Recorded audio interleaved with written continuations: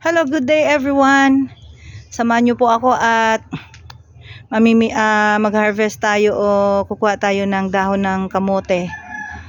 Kasi ngayon naisip ko kung anong uulamin ngayong lunch.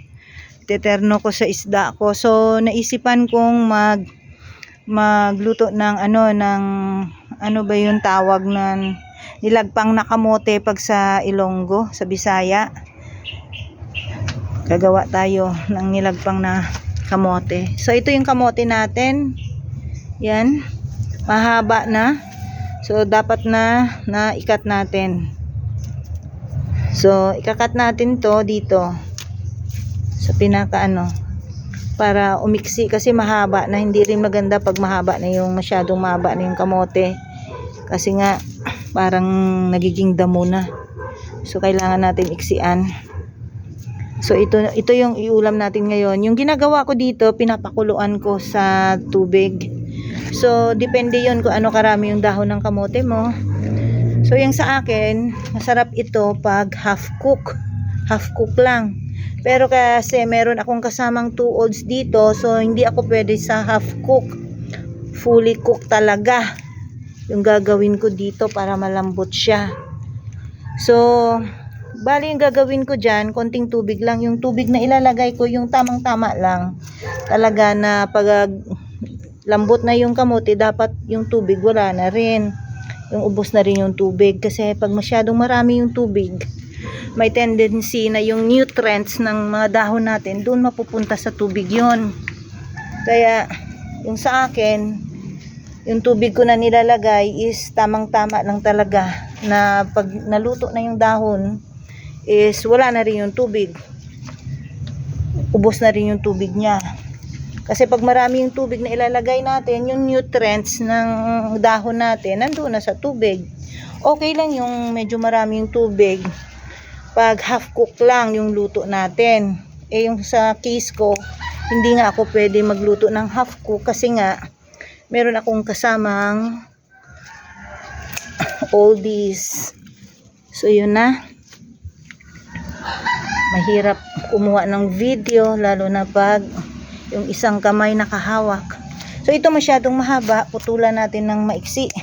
Pero yung kukunin ko dito yung mga mura lang na dahon, yung linghod lang o ugbos, yung talbos lang.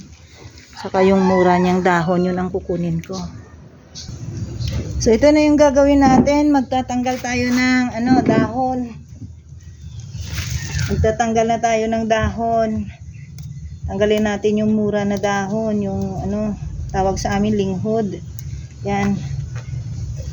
Para mamaya pagkatapos nito, hugasan natin at ibabad natin ng sa tubig na may asin ng 5 minutes, okay na. Hanggat kung kailan natin lutuin.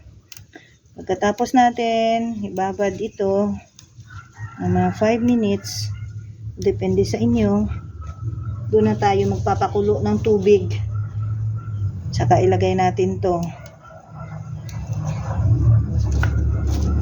Pag gusto natin na half cook, yun.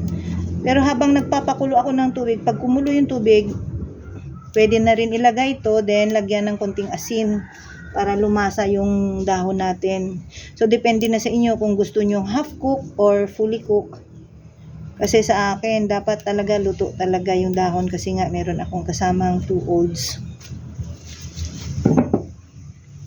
So ito na po, hugasan muna natin. Then ang sunod na hugasan muna natin tapos itapon yung tubig. Then ang sunod na ibabad muna natin sa tubig na asin. Next step after hugas. Babad na sa tubig na may asin for few minutes or for 5 minutes.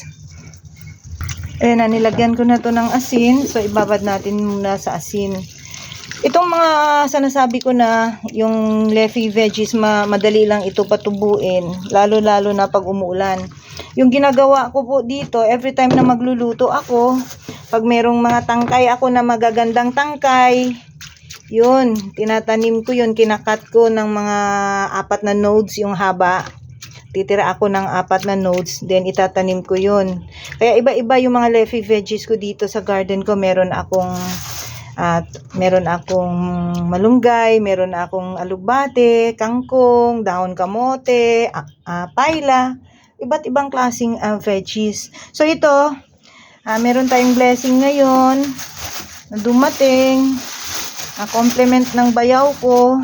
So sa mga gustong bumili dyan ng fresh na isda, dyan sa Milibili, punta kayo dyan sa bayaw ko, marami siyang klaseng isda dyan at puro fresh.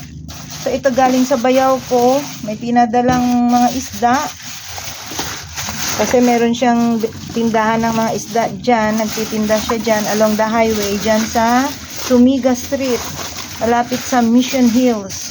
Iba't ibang klaseng isda meron siya dyan, araw-araw bago yung isda. So mamaya ipapakita ko po sa inyo pag may time pa ako yung finished product o finish na naluto nitong lulutuin ko ngayon. Yung ulamin natin ngayon is yung nilagpang na dahon ng saging o ng dahon ng kamote, yung ano tawag dyan, hindi ko alam, basta nilagpang yung sa akin. To, lalagyan ng mamaya ito ng ng apple cider, then konting toyo, sibuyas, tsaka kamatis, yun na, salad na.